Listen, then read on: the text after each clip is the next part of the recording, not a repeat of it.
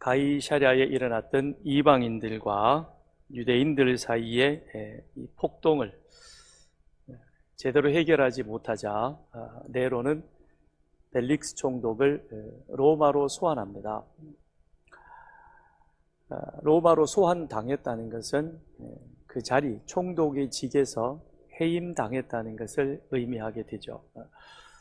기록에 의하면 이 벨릭스는 로마로 소환당해서 네로 황제, 당시 네로 황제가 로마의 황제였었는데 형을 받든지 아니면 잘못하면 죽을 수도 있었습니다. 그러나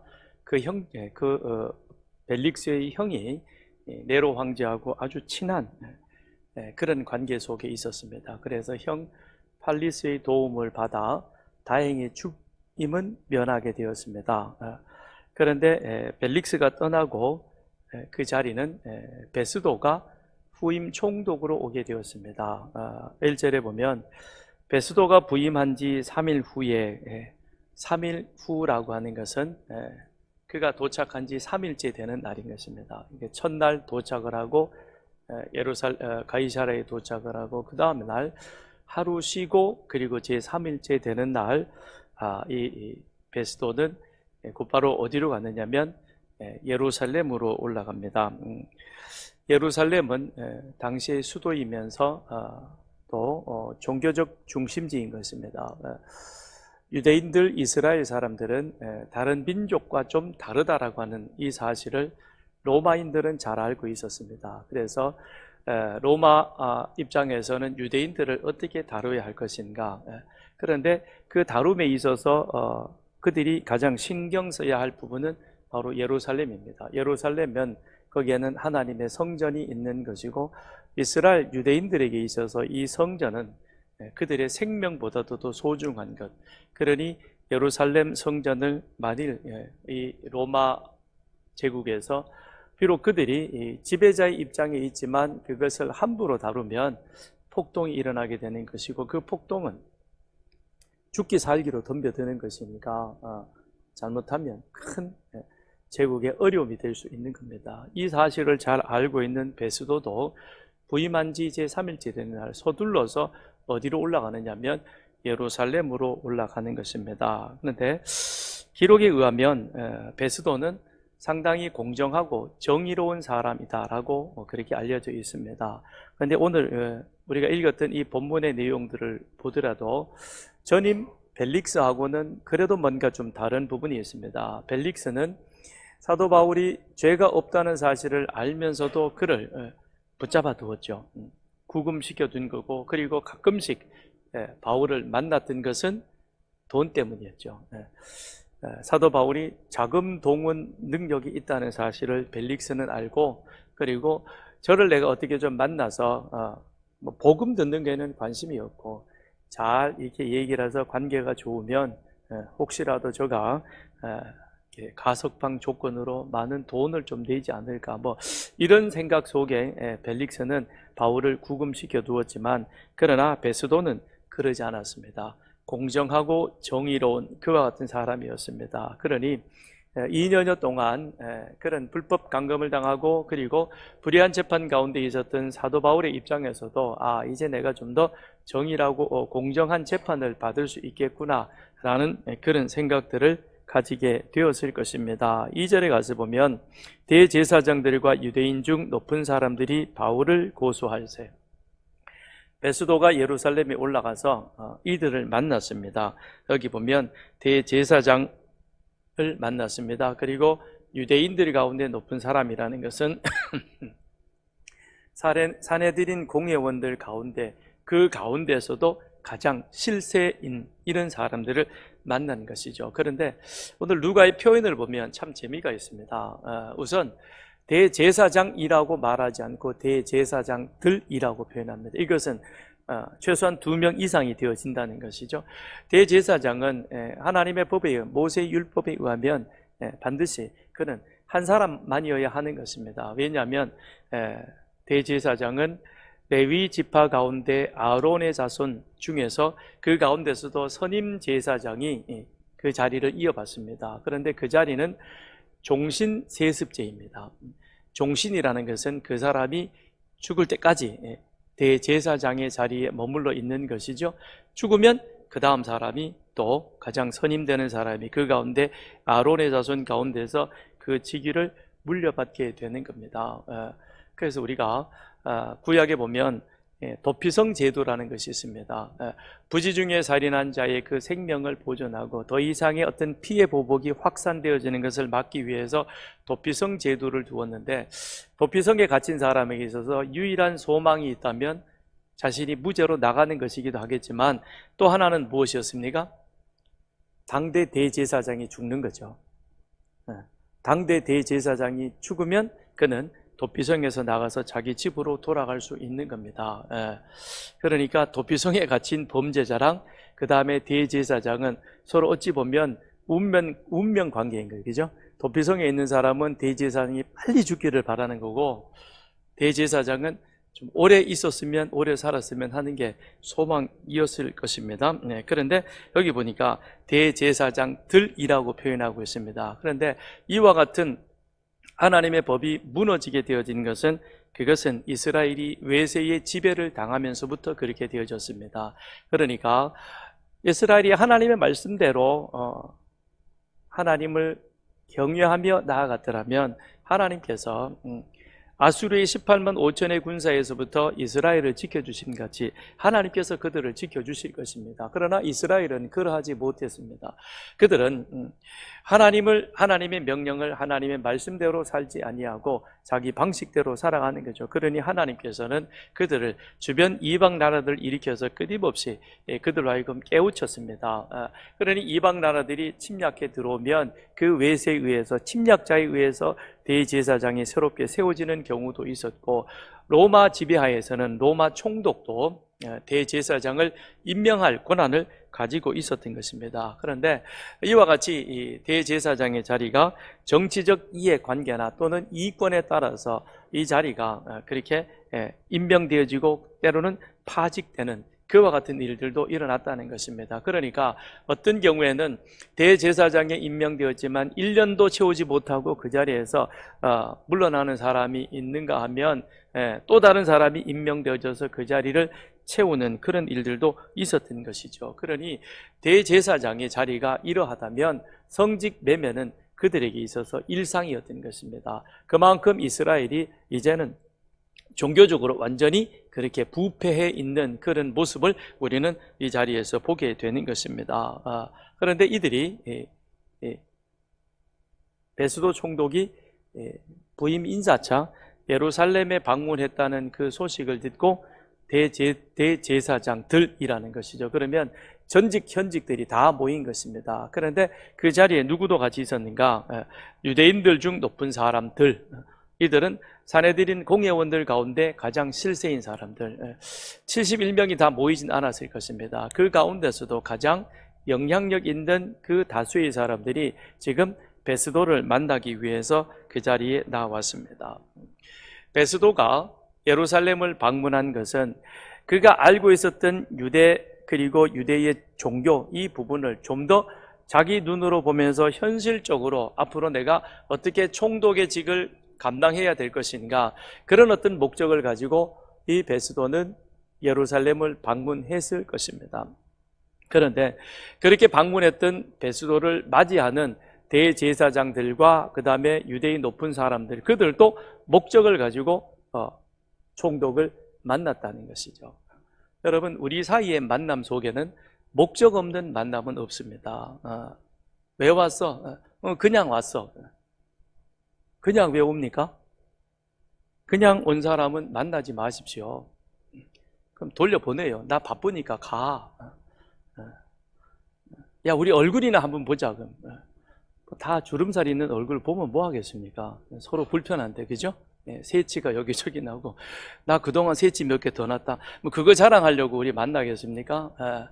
그런 만남은 우리는 솔직히 할 필요가 없습니다. 그런 만남 할 시간이 있으면 집에서 성경 한 자라도 더 보고 기도라도 좀 더 하십시오.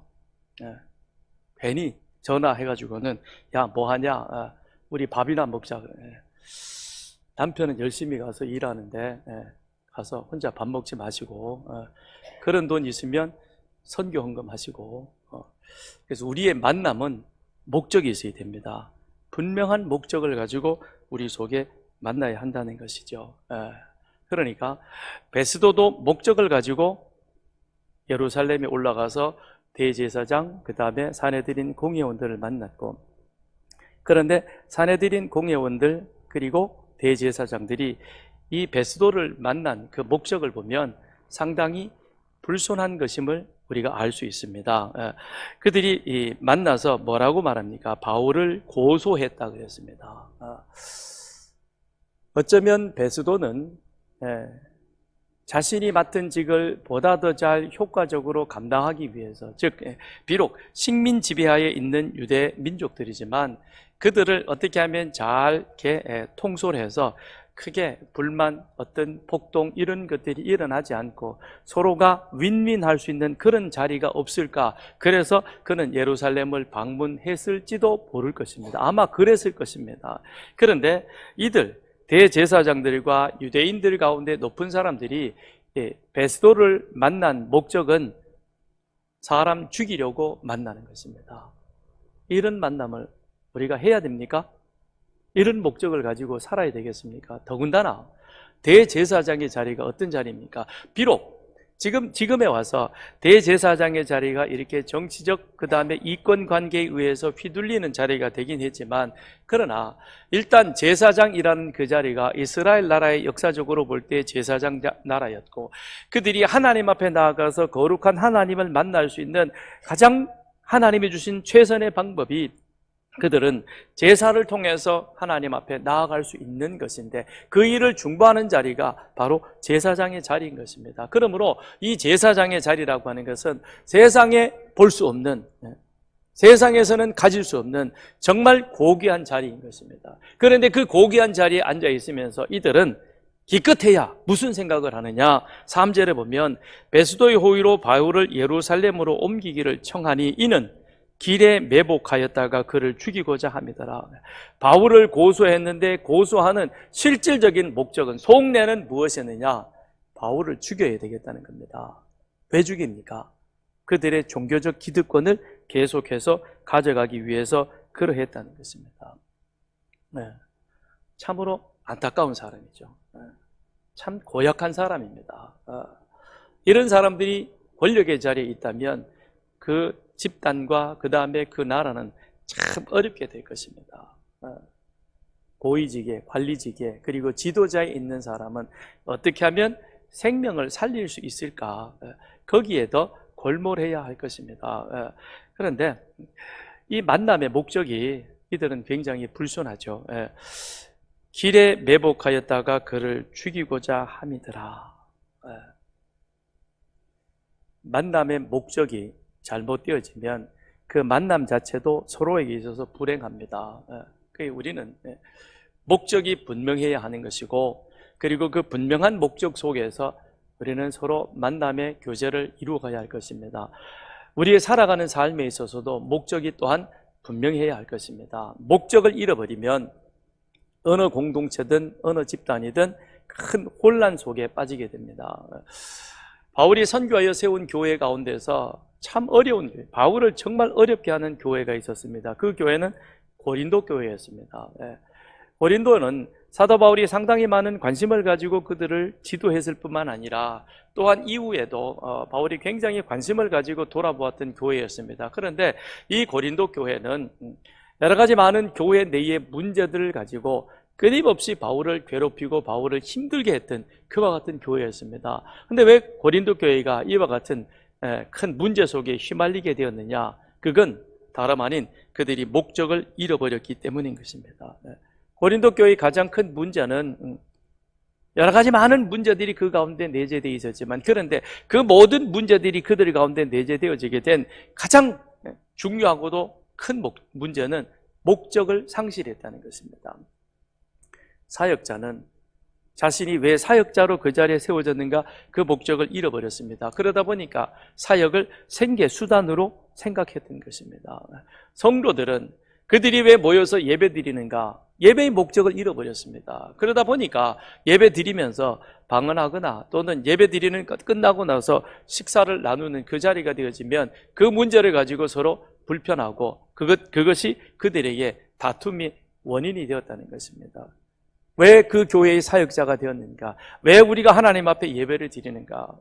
왜 하나님께서 이 서산교회에 직분자를 세워두셨는가? 그것도 항존직, 항상 있어야 할 직분을 왜 우리 교회 안에 세워두셨는가? 그걸 잃어버리면 그 다음 그들이 오히려 교회를 소란스럽게 하는 것입니다. 우리가 모여서 예배를 드립니다. 그런데 이 예배의 목적을, 우리가 예배 드리는 이 목적을 상실해버린다면 그냥 우리는 하나의 집단으로 왔다가 갈 것입니다. 그러다 보면 오늘 설교가 좋으니 나쁘니, 마음에 드니 안 드니, 그래서 그걸 문제가 될 수도 있는 것이죠. 왜 주님이 나를 구원하셨을까? 내 믿음의 대상인 예수는 누구이신가? 나는 예수 믿되 왜 서산교회 등록 교인으로서 내가 서산교회의 예배에 참여하며 교인으로서 이 일들을 감당해야 하는가? 우리 목적을 분명히 해야 할 것입니다. 목적을 잃어버리면 어려운 가운데 처하게 되죠. 여러분 간혹 그런 얘기를 하기도 하고 듣지도 하죠. 아이고 저 사람은 참 오지랖이 넓어 그럽니다. 오지랖이 넓다라고 그 말을 했을 때 그 의미는 부정적이죠. 그렇죠? 부정적입니다. 그런데 실질적으로 오지랖이 넓다라고 하는 이것은 굉장히 좋은 의미로 시작이 되었습니다. 우리가 옷을 입는데 이 겉옷을 짧게 하지 않고 길게 조금 해서, 그래서 아랫부분까지 어느 적당하게 그렇게 가림으로 말미암아 그래서 더 멋을내게 만들고 넉넉하게 여유 있는 그런 옷매무새를 갖추기 위해서 오지랖을 넓게 했습니다. 그런데 그 오지랖이 넓다라는 그 의미가 남을 배려하고 그 다음에 감사는 마음의 폭이 넓다, 그런 의미로 처음에는 이 오지랖이 넓다라는 의미가 사용되었습니다. 그러니까 굉장히 좋은 의미죠. 긍정적이죠. 누구의 상대방의 상황을 잘 배려하고 이해하고 그 사람의 마음을 감싸서 도와준다는 그 마음은 좋은 것입니다. 그런데 그런 오지랖이 넓다가 너무 넓어져 버리면 그러면 간섭할 필요도 없는 일에 주제넘게 자기가 끼어들어서 그래서 이것저것 지적하고 간섭하는 그와 같은 일들이 벌어지게 되는 것이죠. 그러다 보면 하지 말아야 될 말도 하게 되고 해서는 안 되는 행동도 하게 되는 것이고, 그래서 불필요하게 상대방에게 그런 아픔과 상처를 줄 수가 있다는 것입니다.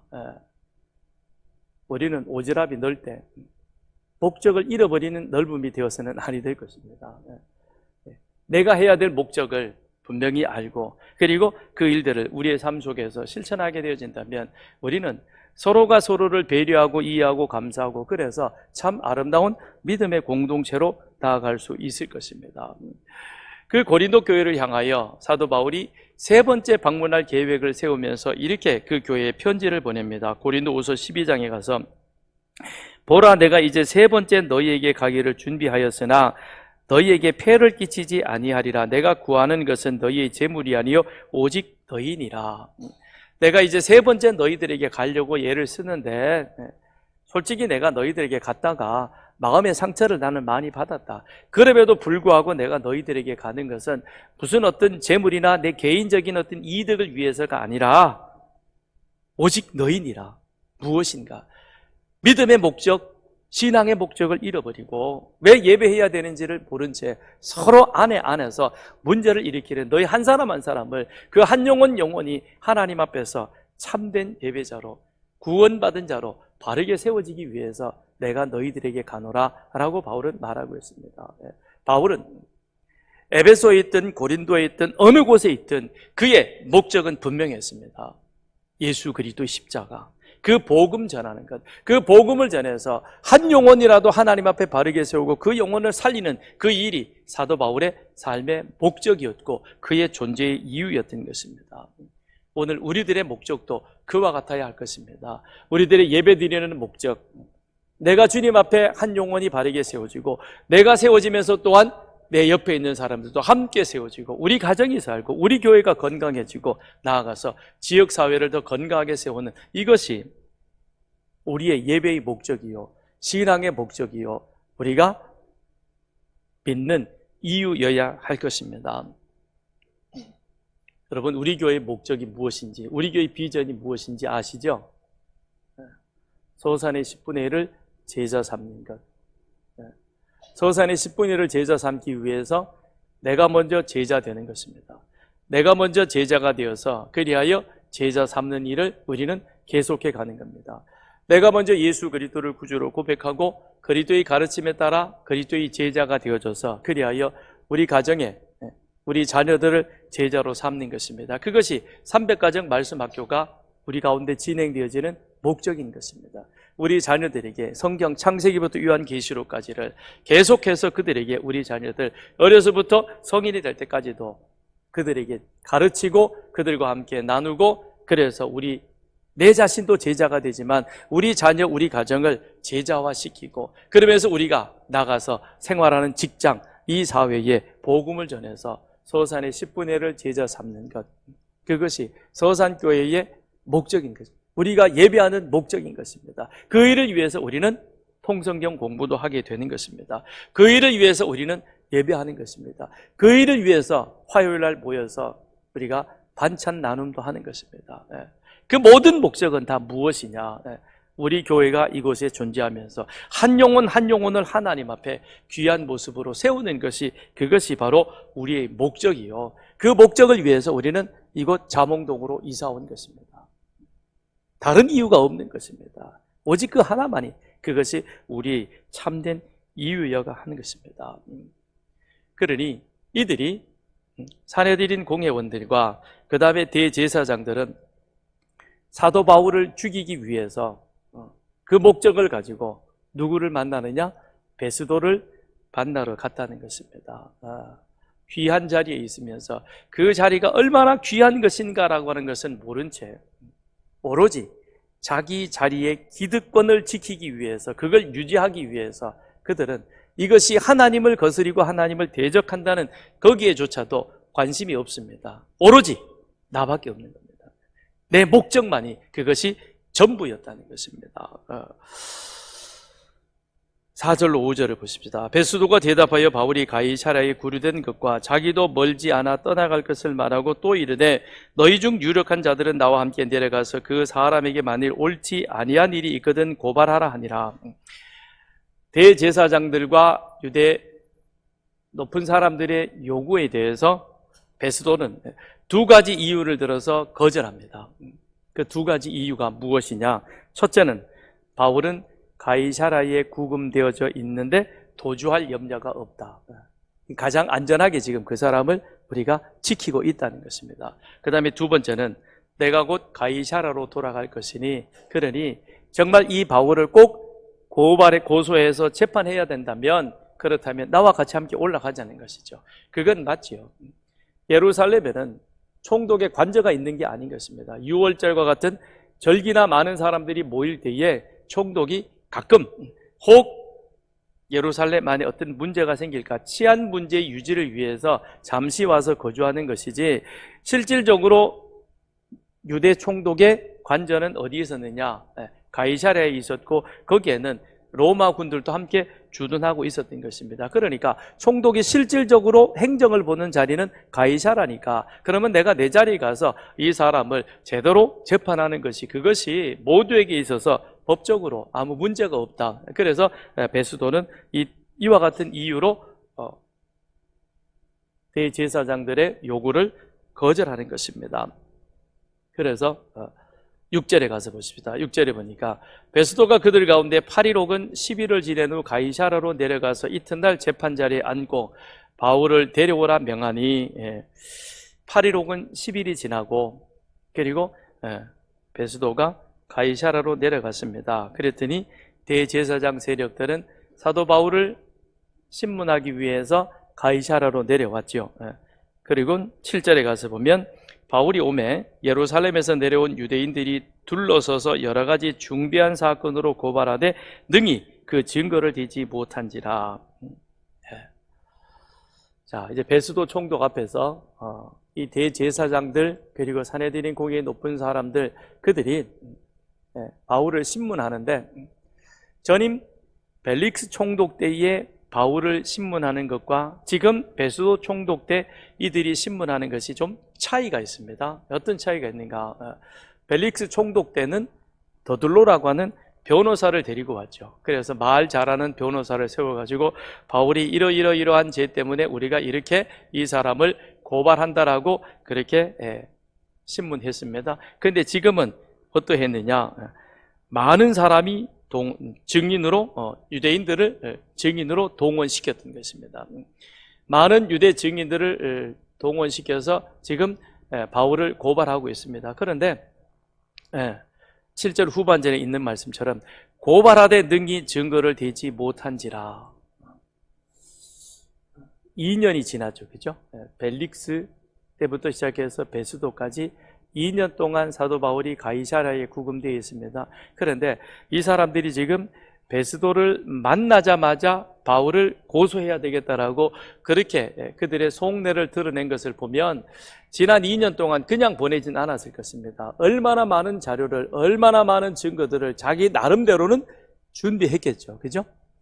그런데 준비했지만 7절에 누가는 뭐라고 기록을 하고 있는가? 능히 그 증거를 대지 못하였다. 증거가 없다는 겁니다.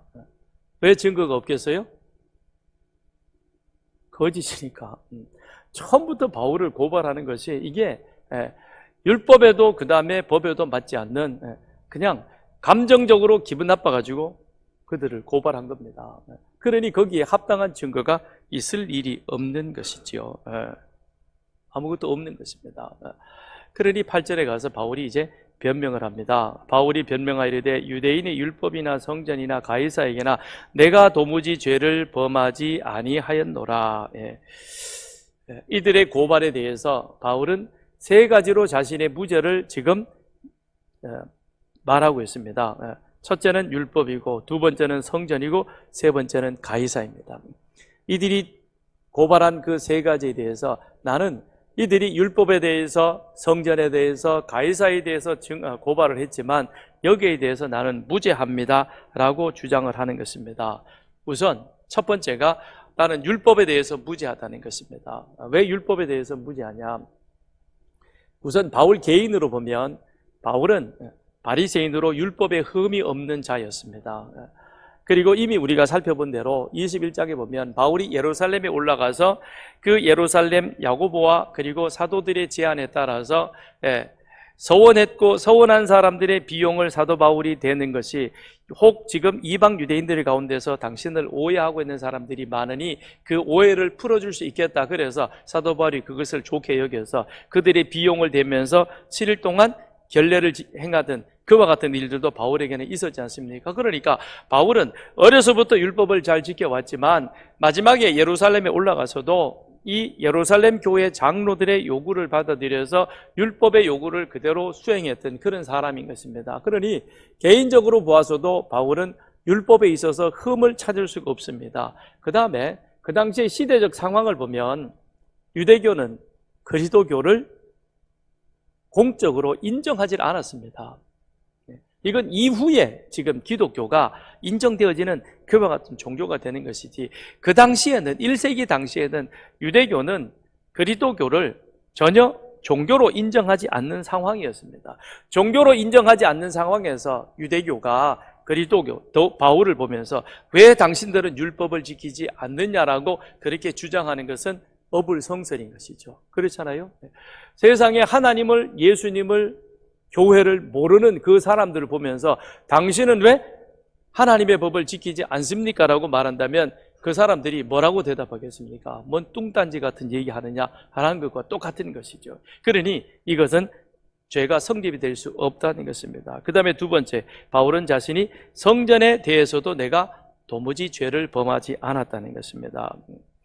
당시의 성전 관할권은 사내들인 공회와 로마 총독 두 사람이 함께 가지고 있었습니다. 그래서 사내들인 공회도 성전을 모독하는 자에 대해서는 처벌할 수 있었습니다. 그래서 그들이 바로 이와 같은 법에 따라서 스데반을 돌로 쳐 죽였던 것이 이 사내들인 공회가 가지고 있었던 성전 모독하는 그 스데반에 대해서 그들이 심판을 내린 것이죠. 그러나 이것은 유대인에게 해당되어지는 것이지 로마 시민권을 가지고 있는 사도 바울에게는 이 사실이 해당되어지지 않는다라고 하는 것입니다. 그런데 더 중요한 것은 정말로 바울이 말씀하고 싶었던 것은 이것이죠. 성전의 기능은 이미 끝났다는 것입니다. 왜 끝났느냐? 예수님이 십자가에 달려 돌아가시면서 마지막에 하셨던 말씀이 다 이루셨다라고 말씀을 하셨고, 다 이루셨다는 그 말씀 속에 성소의 휘장이 위에서부터 아래로 찢어지게 되어집니다. 성소는 성소와 지성소 둘로 나뉘어져 있었고, 그리고 성소에는 제사장이 들어가서 제사를 드릴 수 있는 그와 같은 곳이지만, 또 대제사장이 매일 아침 저녁으로 어린 양을 잡아서 거기에 상번제를 드리는 곳이었습니다. 그러나 천으로 가려져 있던 지성소는 대제사장이 1년에 한 번 7째 달 10일 대속죄일에 그곳에 들어가서 하나님으로부터 백성의 이스라엘 백성들의 면죄권을 받아 나오는 자리였던 것입니다. 그랬던 그 자리가 성소의 휘장이 위에서부터 아래로 찢어지면서 이제는 누구든지 예수 십자가를 통해서 하나님의 은혜 앞으로 나아갈 수 있는 길이 열려지게 되는 것입니다. 그러니 예수님께서 세례 요한에게 세례 받으실 때 세례 요한이 이는 하나님의 어린 양이다라고 말씀을 하셨고, 하나님의 어린 양 된 예수님께서는 제자들과 마지막 유월절 식사를 하시면서 그들에게 새 언약을 주십니다. 그 새 언약은 다름이 아닌 이제 예수님께서 당신이 하나님의 어린 양이 되셔서 십자가에 당신이 단번 제물로 드려지게 될 것인데, 그 흘리신 보혈의 피로 인하여 이제는 누구든지 하나님 은혜의 보좌 앞으로 나아갈 수 있는 그런 은혜를 누리게 되는 것입니다. 그러므로 예수님께서 십자가에 돌아가시면서 다 이루셨다라고 말씀하셨고, 성소의 휘장이 위에서 아래로 찢어지게 되어지면서 이제는 모세부터 시작해서 1500년 동안이나 진행되어 왔던 그 제사가 더 이상 필요 없어지게 되어진 것입니다. 우리는 제사를 드리는 것이 아니라 하나님 앞에 예배를 드리는 것이죠. 제사는 제사장이 그 역할을 감당해야 되는 것이고, 특별히 대제사장은 7월 10일에 속죄일에 하나님 앞에 가서 사면권을 받아 나오는 자리이지만, 우리 주님께서 그 모든 것들을 사면해 주셨기에 그러기에 우리는 들어갈 수 있는 겁니다. 그렇다면 더 이상 이제는 성전의 기능이 사라진 것입니다. 그러면 제사장들도 그 역할을, 그 사실을 알고 예수가 그리스도 되심을 세상 사람들에게 알리고 전해야 하는 것입니다. 그런데 지금 이들은 무엇을 하고 있는 겁니까? 이미 끝나버린 성전 제사, 그걸 붙들고 그리고는 바울을 고발하고 있는 것이죠. 거기에 대해서 바울이 지금 성전 기능은 이미 끝나고 제사 기능도 끝났는데, 그런데 그걸 가지고 나보고 죄라고 징계한다? 그건 어불성설이라는 겁니다. 그 다음에 세 번째는 가이사에 대해서도 나는 무죄하다는 것입니다. 가이사에 대해서 무죄하다. 그런데 2년 전에 이들이 바울을 벨릭스에게 고발할 때 가이사에 대한 죄는 없었습니다. 그런데 2년 후 베스도 총독 때 이 죄가 다시금 첨가되어진 겁니다. 그러니 그들이 2년 동안 생각을 해보니까 첫째 문제, 율법에 대한 것은 순전히 종교적인 것이죠. 그 다음에 두 번째, 성전에 대한 것은 종교적이면서도 정치적인 것입니다. 그런데 이것 가지고는 바울을 죄인으로 얽어맬 수가 없는 겁니다. 그러니 하나를 덧붙인 게 무엇이냐면 정치적인 문제, 가이사에게 범죄하였다라고 말하고 있는 것입니다. 그러면서 들고 나온 것이 무엇이냐면, 바울은 율법을 준수하지 않았을 뿐만 아니라 여러 곳에 다니면서 이방인을 부축해서 율법을 지키지 않게 하고, 그렇게 해서 결국은 가이사를 배반하도록 그렇게 만들었다, 선동하는 죄가 있었다라고 주장을 한 것입니다. 거기에 대해서 바울은 말합니다. 나는 가이사에 대해서도 그렇게 선동한 죄가 없다. 나는 예수 십자가 복음을 그들에게 전한 것이다라고 그렇게 자신의 무죄를 지금 주장하고 있는 것입니다. 9절에 가서 보니까 베스도가 유대인의 마음을 얻고자 하여 바울더러 묻되 내가 예루살렘에 올라가서 이 사건에 대하여 내 앞에서 신문을 받으려느냐. 유대 증인들의 이야기도 들었습니다. 바울의 변론도 들었습니다. 그리고 나서 그 다음에 베스도가 뭐라고 얘기를 합니까? 바울에게 묻습니다. 야, 그러면 너 예루살렘에 올라가서 내 앞에서 재판을 받겠느냐? 라고 말하는 것이죠. 베스도 총독의 입장에서는 바울에게 이와 같은 말을 물어볼 이유가 필요가 없습니다. 총독이기 때문에 총독이 결정하면 되는 일입니다. 그럼에도 불구하고 베스도 총독이 바울에게 이 사실을 물어봅니다. 왜 그럴까요? 하나님의 역사라고 외에는 달리 설명할 방법이 없을 것입니다. 지금 그 재판의 자리에 바울로 하여금 담대하게 그리고 베스도의 그 마음, 생각들을 붙잡고 주장하고 계시는 이는 누구이신가? 하나님이신 것이죠. 하나님의 역사인 것입니다. 하나님께서 베스도의 마음을 붙잡아서 비록 그가 부임 초기이니까 유대인들의 눈치를 보기는 봐야 되겠지만 그러나 바울의 의견을 더 중요하게 여기는 것이죠. 그래서 10절에 가서 보면 바울이 뭐라고 얘기를 합니까? 나는 가이사에게 상소하지 예루살렘에 올라가서 재판을 받지 않겠다라고 그렇게 말합니다. 그러면서 11절에 가서 보면 만일 내가 죽을 죄가 있다면 나는 죽는 것도 두려워하지 않는다. 그러나 나는 그와 같은 죄를 범한 일이 없다. 그러니 내가 가이사에게 상소하겠다라고 바울이 그렇게 말하고 있는 것입니다. 네. 하나님의 손, 보이지 않는 하나님의 역사가 지금 그 재판장 전체를 붙잡고 그리고 하나님의 뜻대로 주도하고 있는 것이죠. 그러니 바울의 목적, 하나님의 목적은 하나인 것입니다. 로마로 가는 것입니다. 로마로 가서 사도 바울로 하여금 모든 사람들에게 복음을 전하도록 하는 것, 이것이 하나님의 목적이기에, 그러기에 하나님께서는 지금 사도 바울을 어디로 보내는 겁니까? 그가 원했던, 바울이 원했던, 그리고 하나님이 원하시는 로마로 보내시기 위하여, 그러기 위해서 사도 바울로 하여금 가이사에게 상소하게 하는 것입니다. 그랬더니 12절, 베스도가 배석자들과 상의하고 이르되 내가 가이사에게 상소하였으니 가이사에게 갈 것이니라. 베스도의 결론입니다. 가이사에게 상소했으니 그러니 어디로 간다? 가이사에게 갈 것이라 라고 말합니다. 하나님의 역사가 베스도 가운데 그렇게 주장하고 있는 것을 우리는 보게 되는 것이죠. 성경은 하나님의 역사라고 말합니다. 세계 역사가 하나님의 역사인 것이죠.